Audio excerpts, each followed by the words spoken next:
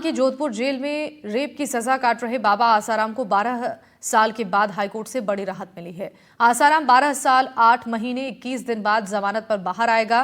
नाबालिग से यौन शोषण मामले में जोधपुर जेल में सजा काट रहा था।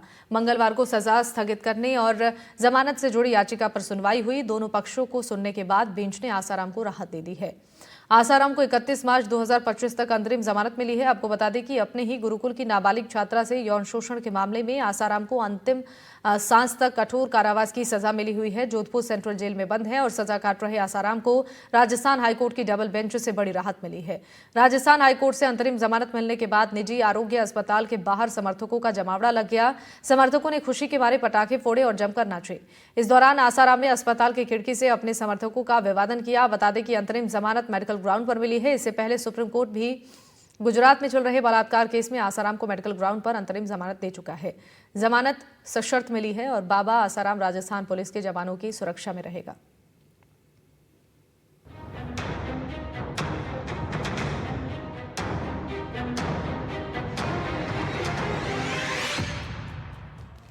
नाबालिग से दुष्कर्म के मामले में जोधपुर सेंट्रल जेल में बंद आसाराम को अब 11 साल के बाद अंतरिम जमानत मिल गई है। जोधपुर हाईकोर्ट ने 31 मार्च 2025 तक सशर्त अंतरिम जमानत मंजूर की है, लेकिन जमानत मिलने के बाद तो अलग ही आलम नजर आया। जब आसाराम निजी अस्पताल से बाहर आया तो बड़ी संख्या में वहां पर समर्थकों की भीड़ जुट गई। वहीं खुद आसाराम भी फूलों की माला और मुकुट पहने हुए नजर आया। फिलहाल आसाराम को भगत की कोठी के आरोग्यम हॉस्पिटल से पालगांव आश्रम में ले जाया गया है। आज जोधपुर हाईकोर्ट में संत आसाराम जी बाबू की जोधपुर केस में एसओएस पर सुनवाई हुई, जिसमें जस्टिस दिनेश जी मेहता और जस्टिस विनीत कुमार माथुर साहब की बेंच ने 31 मार्च तक इंटरिम एसओएस ग्रांट की है। गुजरात केस में सुप्रीम कोर्ट से पहले ही एसओएस ग्रांट हो चुकी है 7 जनवरी को, जिसमें कुछ जो शर्तें और नियम जो पालना करने के लिए बोला है वो भी इस ऑर्डर में पालना करने के लिए कहा गया है। और 3 पुलिस गार्ड जो साथ में रहेंगे, जोधपुर हाईकोर्ट ने कहा है कि उनका जो खर्चा होगा आने जाने का वो हमें खुद को पे करना होगा। इससे पहले आसाराम को जो सुप्रीम कोर्ट से अंतरिम जमानत मिली थी वो गुजरात के मामले में दायर की गई याचिका पर थी।